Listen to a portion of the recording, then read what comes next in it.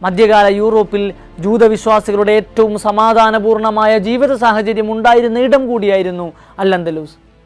ഒട്ടേറെ ജൂതപണ്ഡിതരും ചിന്തകന്മാരും ഗവേഷകരും ഇസ്ലാമിക് സ്പെയിനിൻ്റെ പിന്തുണയിലും പ്രോത്സാഹനത്തിലും വളർന്നു വന്നിരുന്നു.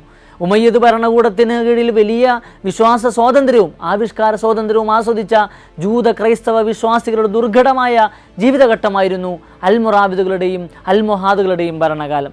അൽ-അന്ദലൂസിൻ്റെ ഭരണക്രമം മുഴുവൻ ചെറിയ നാട്ടുരാജ്യങ്ങളായി തീരുകയും അവർ തമ്മിലടിച്ച് നശിക്കുകയും ചെയ്തു. ഒടുവിൽ ഗ്രാനഡയിൽ മാത്രമായി തത്വത്തിൽ ഇസ്ലാമിക് സ്പെയിൻ ഒതുങ്ങിപ്പോയി. സത്യം പറഞ്ഞാൽ സമാനതകളില്ലാത്ത ചരിത്രമാണ് അൽ-അന്ദലൂസിൻ്റേത്. പറയുമ്പോൾ ഇസ്ലാമിക് സ്പെയിൻ എന്നൊക്കെയാണെങ്കിലും അനവധി ഭരണാധികാരികൾ പഴയ ഗ്രീക്ക് റോമൻ ഭരണാധികാരികളെ പോലെ കുടിച്ചും മതിച്ചും ദൂർത്തടിച്ചും കഴിഞ്ഞുകൂടിയവരാണ്. അല്ലാത്തവരിലേറെയും കർക്കശക്കാരും പിടിവാശിക്കാരുമായിരുന്നു. വളരെ കുറഞ്ഞ ഭരണാധികാരികൾ മധ്യമ നിലപാടുകളിൽ മാതൃകാപരമായ ഭരണം കാത്തുവെച്ചു. എന്തൊക്കെയായാലും മധ്യകാല പടിഞ്ഞാറിൻ്റെ പ്രകാശഗോപുരമായിരുന്നു അൽ-അന്ദലൂസ്. യൂറോപ്പിന് വൃത്തിയും വിവരവും പറഞ്ഞുകൊടുത്തത് കോർഡോബ ആയിരുന്നു.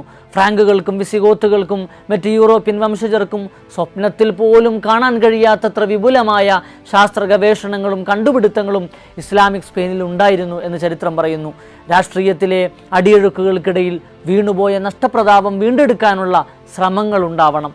ചരിത്രത്തിൽ നിന്ന് പാഠങ്ങൾ ഉൾക്കൊള്ളാൻ കഴിയണം. കോർഡോബയും ഗ്രാനഡയും പോലെ വിജ്ഞാനത്തിൻ്റെ വെളിച്ചം പ്രസരിപ്പിക്കുന്ന നാഗരികതകൾ ഇനിയും ഉണ്ടാവണം.